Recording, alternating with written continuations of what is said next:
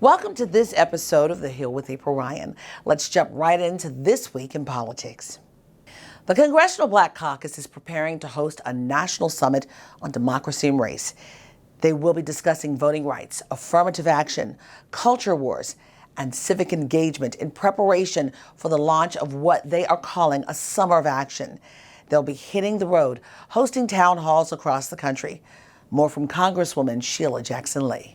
We have now come upon some hard times when people are trying to deny that democracy exists, deny the foot soldiers of the civil rights movement, deny the history of slavery, and focus on denying the rights of people to select a person of their choosing, in many instances, as a person of color.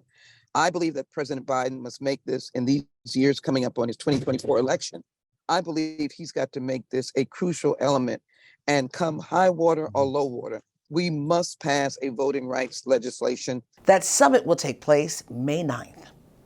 There's now a renewed call for gun legislation after yet another mass shooting. This week, police in Texas finally tracked down the man who gunned down 5 people after they complained about him shooting his AR-15 in his front yard. We spoke with Phil Smith, the founder of the National African American Gun Association. He is against any conversations on red flag laws. He says they will negatively impact the Black community. Let's talk about red flag laws. Red flag laws, just as a point of reference, if folks don't know, means that if someone is a danger to himself or to society, law enforcement can come in and take his or her guns. Right. In theory, I think that's great. I'm with that 110% in theory. But what happens? In practice, oftentimes in the Black community, those laws are weaponized against Black men and women to take their guns for no reason. Turning our attention this week to the latest in Sudan. Evacuation efforts of Americans in Sudan continue as another ceasefire agreement is in place. An agreement to stop the fighting last week was not adhered to.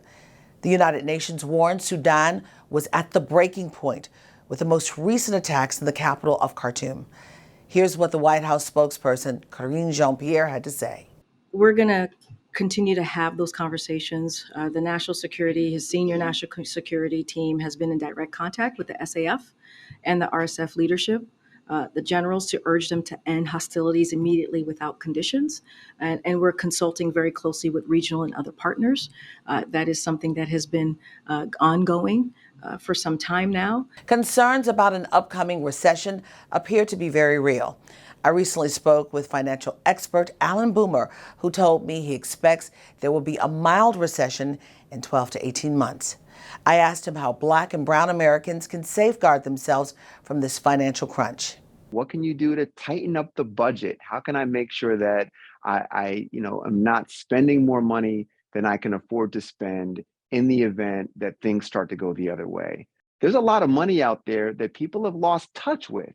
Would you believe, April, that 1 in 7 Americans today have a bank account or some sort of financial asset that has been gone for so long, they haven't been in touch with it in so long that it's been turned over to their state or to the U.S. government? And that's it for this edition of The Hill with April Ryan. We'll see you next week with the latest news and politics about us. Peace.